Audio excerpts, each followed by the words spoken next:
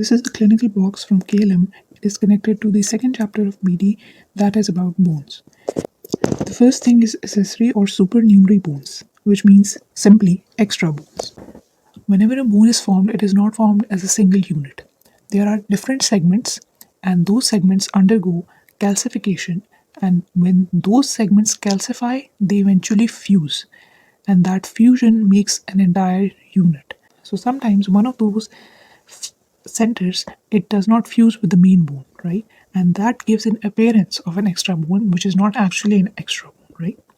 So this happens mainly in the cranium, where the flat bones, a part of them, or an ossification center, does not fuse with the other part, and that becomes a extra bone, right? And those are known as wormian bones or sutural bones because they look like worms, and they're different from fractures because they are bilateral and they're smooth. Next is heterotopic bones. Heterotopic bones are bones when they are present somewhere where they are not usually present, right? So it could be special conditions like they can appear in scars, or it could be a special population like riders, horse riders. They have in their gastrocnemius muscle, because of chronic strain, they develop a bony tissue, right? So that is heterotopic bone. The next is trauma to the bone and bone changes. So I told you that bone was living because it is a vascular structure and that it can get injured, and whenever it gets injured, it heals itself, and when you don't use the bone, it atrophies, and when you use it a lot, then it hypertrophies. So that is what this is basically telling. And whenever trauma occurs, then the bone is broken, and when it's broken, it's called a fracture. And the first thing you do in a fracture is that you reduce the fracture. Reduction means that you bring those two ends which have broken closer to each other. Then fibroblasts come and they proliferate and they make collagen, and then a callus is formed. And then that callus remodels itself to smoothen itself, and eventually that callus is absorbed and it is replaced by a bone, right? And after months, the fracture repairs, right? And there's no evidence of that fracture left. In children, especially, they're more prone to fractures because their bones are in the growing phase and also their activities are quite carefree. In them, the fractures are mainly green stick fractures. Like it's not a complete line through and through, but it's a line from one end and it's not reaching the other end. So that's the green stick fracture. So here you can see the bone is broken, the callus is formed, callus is getting remodeled and finally healed. The next is osteoporosis. Osteoporosis, always remember, it is the reduction in the quantity of the bone. It's not quality, it's the quantity of both the organic and inorganic components which are decreased, and that's osteoporosis. It could be senile or it could be because of menopause, right? So this is what a normal bone looks like.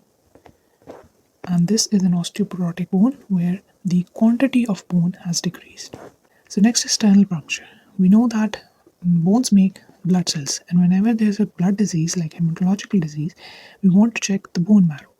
And how do we get the bone marrow? So that is sternal puncture. We take a needle, we pass it through the sternum because it's very easily accessible and it's a flat bone, and we insert it through the cortical bone and we get to the spongy bone and we extract the red bone marrow and then we examine it, right? So that is basically sternal puncture. We puncture the sternal bone so that we can aspirate bone marrow. The next is bone growth and assessment of bone age. This is important because at certain ages we have certain ossification centers, and as we age, those ossification centers disappear. So the first thing that we check is the ossification centers, whether they have calcified or not. And the second thing that we see is the growth plates. So as we age, the growth plates diminish, right? If they are present, so it indicates that it's a child or an infant, but they are absent, so it means it's an adult, right? And how do we do these assessments? We take radiographs, and usually of the hand, and then we determine the ossification centers in the bones, and with the help of those ossification centers, that either they're calcified or not and the epiphyseal plates are present or not, we determine the age of the person. And the fusion of the epiphysis with the diaphysis, which means that the growth plate disappears in 1 to 2 years earlier in girls than in boys. And this method of age estimation is used in medical legal cases. Next is the effect of disease and diet on bone, right? Whenever a person passes through a phase of illness or a period of malnutrition, it has an effect on the bone, right? So, whenever there's a disease, it produces an early fusion of the growth plate, right? So, the ossification time it shortens compared to that of a normal person, right? And some diseases can delay that fusion as well.